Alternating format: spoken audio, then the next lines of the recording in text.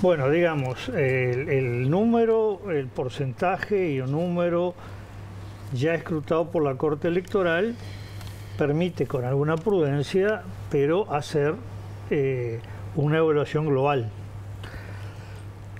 Bueno, en primer lugar, el referéndum en cuanto a elemento jurídico se mantiene, ¿no? La ley de urgente consideración, y lo que es políticamente muy importante dentro de lo estrictamente referendario es que el no gana al sí sin necesitar el auxilio de los votos en blanco. Bien. Vale decir, no versus sí, ganó el no mano a mano, el voto en blanco no fue necesario para reforzarse. Y este es un dato políticamente importante. Segundo, ya yendo a lo político partidario. Bueno, en primer lugar, aunque no sea atribuible a la izquierda partidaria, la izquierda institucional, todo el casi 47%, 46,9%, puede terminar siendo un poquito menos. Sí es claro que la izquierda no ha retrocedido en relación a la elección de octubre y que muestra potencial, por lo menos, más o menos similar al que tuvo en el balotaje. Y otro dato, por otros datos que hemos manejado antes, la izquierda, si hubiera elecciones hoy, y el Frente Amplio en particular, estaría muy por debajo de esto. Sigue habiendo electorado que vota en caso de partidos a partidos de la coalición, pero que en esta elección binaria no se pone del lado del oficialismo y particularmente de un oficialismo reflejado en cara y nombre del presidente de la República. Habrá que ver en próximas encuestas si se puede identificar de dónde son, ¿no? Bueno, eso se podrá ver, pero digo, esto es muy importante. Otro elemento es que, más allá de mantener la LUC, el presidente claramente identificó el no consigo mismo. Este fue un caso muy claro y la conferencia de prensa tipo cadena del miércoles fue en ese sentido el elemento sustancial. Y en este momento no está dando lo mismo que el balotaje, pero puede llegar a darlo. Dejemos de lado, es decir, no importa los decimales, sí lo que importa es que no hay un incremento de apoyo al presidente mayor al que tuvo cuando fue elegido. Y estos 2 años de gran personalización del gobierno en el presidente, de gran apoyo comunicacional que tuvo el presidente, no se han reflejado en un incremento de votos, sobre todo teniendo un gran aire de votos. No nos olvidemos que la coalición tuvo el 54%, con esa parte de los partidos chiquitos que se volcaban hacia la coalición daba 55%, y ya había perdido 6 puntos en el balotaje y, digamos, se mantiene esa pérdida acá. Lo cual, la impresión que uno tiene, que esto va a tener efectos, primero en la relación gobierno-oposición. Hace 2 años era una coalición que, aunque ganó el balotaje por poquito, acababa de sacar al Frente Amplio del gobierno, y un Frente Amplio que se sintió derrotado y que le costó volver a respirar, a este resultado que ya no es un gobierno que saca al anterior. Se puede hacer un análisis, Oscar, decías gobierno, oposición y Partido Nacional, socios de la coalición. Hoy Argimón decía más temprano, cuando salía de votar, que esto los había unido. Teniendo en cuenta las fricciones que han tenido en los últimos meses como coalición de gobierno, como coalición multicolor.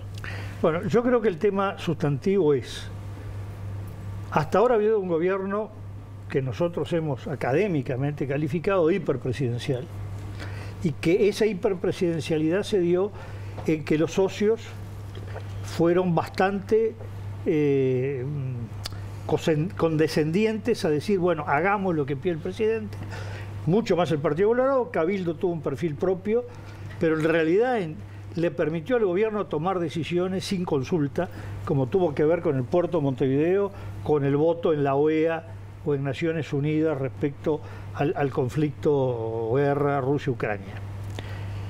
Ahora da la impresión que el presidente debilita su poder con estos resultados y se fortalece más un gobierno de coalición, un gobierno donde no es solo consulto a los socios para aprobar una ley, no, las medidas de gobierno requieren ya una consulta, como fue el manejo, por ejemplo, de la segunda presidencia de Sanguinetti entre el Partido Colorado y el Partido Nacional, o sobre todo el primer periodo, la primera mitad del gobierno de Valle entre Partido Colorado y Partido Nacional. Recordemos que Jorge Valle cambia el ministro de Economía y nombra a otro en unas reuniones y consultas telefónicas entre Jorge Valle, Julio María Sanguinetti y Luis Alberto Lacalle. No fue el presidente que dijo yo pongo y yo saco. Creo que esto, los números apuntan, después se verá si las conductas van ahí o no, pero los números apuntan a un gobierno mucho más coalicionista, uno diría una toma de decisiones más colectiva, más colegiada de los líderes de la coalición, y que el presidente, bueno, va a tener que reflexionar sobre estos números que no son los avasallantes de la figura presidencial que se venía manejando en los últimos tiempos, incluso encuestas de aprobación. La nuestra da también una buena aprobación del presidente, pero una cosa es que la gente diga qué buena la aprobación, pero también vimos acá que una cosa es la aprobación, otra mucho menor la confianza, y otra cosa es cómo se traduce esto en el respaldo, digamos, contante y sonante, que es en materia de votos. ¿Y qué podía esperar el presidente para decir, acá mando yo 52%?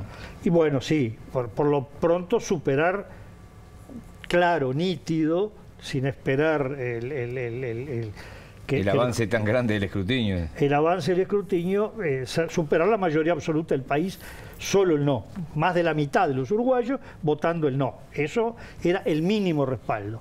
El respaldo natural, después de todo este manejo de gobierno, era, bueno, no necesariamente lo que obtuvo la coalición, pero a mitad de camino, por lo menos, entre la mayoría absoluta y ese 54-55%. Es decir, aquí estuvo lejos de eso. Y sobre todo, algo que son barreras, de repente pocos votos, bueno, si queda igual que como quedó el balotaje, después de estos 2 años y después de todo lo que fue éxito para el presidente, del manejo de la pandemia, el resultado de la pandemia y la valoración que hizo la gente de eso, es para que lleve una gran reflexión sobre las formas y métodos de gobierno, no solamente sobre un tema de orientación, que también, sino sobre los métodos.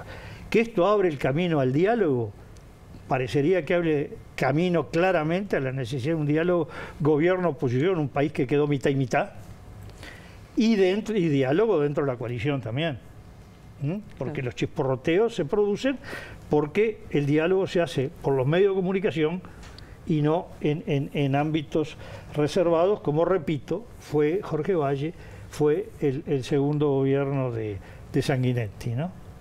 Sí, habrá que esperar ahora de un momento a otro si el presidente de la República confirma su salida con un discurso.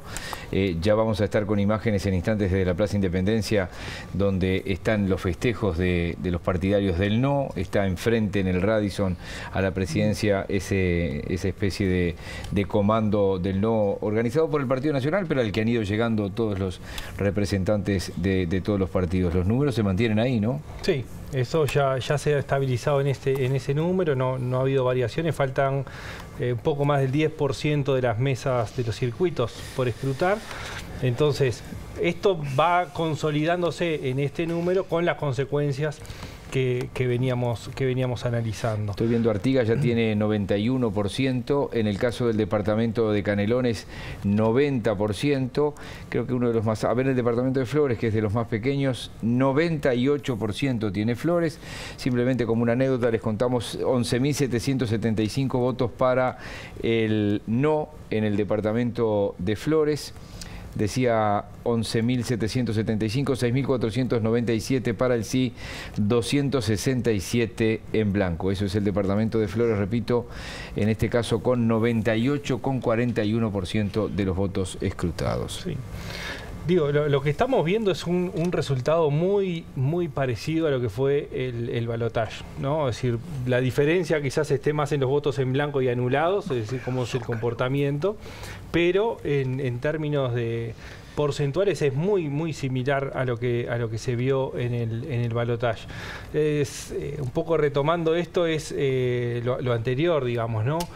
El diálogo dentro de la coalición, el diálogo entre gobierno y oposición, que el diálogo, lo que hablamos antes de las 20:30, ¿no? Una cosa es sentarse y reunirse y otra cosa es lo que se viene. El propio presidente ya anunció en la conferencia de prensa que la agenda seguía prendida, digamos, ¿no? Y mencionó en la propia conferencia la reforma de la seguridad social. Bueno, la reforma de la seguridad social es uno de los elementos importantes, y otro de los elementos para ver es qué fue sucediendo en este tiempo para que el resultado terminara siendo así, ¿no? Por un lado, toda la capacidad de movilización que tienen las organizaciones sociales, el Frente Amplio, que ya lo vio o lo mostró, digamos, tanto en la segunda vuelta como en la recolección de firmas, como en lo que se ve ahora, pero también cuáles han sido los elementos de gobierno y medidas tomadas y no tomadas por el gobierno que de alguna forma pudieron incidir. Sin dudas, hay un elemento que prendió claramente y que se puso en el centro de la campaña electoral, que fue el aumento de los precios y lo que el gobierno hizo por el aumento de los precios, el tema del salario real que se puso en la discusión, y uno de los puntos que nosotros fuimos identificando con el paso del tiempo que empezaba a permear en la población era el tema de la vivienda y los alquileres. Entonces, ¿qué hizo y qué no hizo el gobierno? ¿Qué hizo y qué no hizo la campaña del no? Por más que hablábamos de una campaña más organizada, en el último tiempo toda la cancelación de debates que hubo, la centralidad del presidente, también fue una señal con respecto a la población y hacia dónde se dirigía y cuáles eran los elementos que se ponían arriba de la mesa.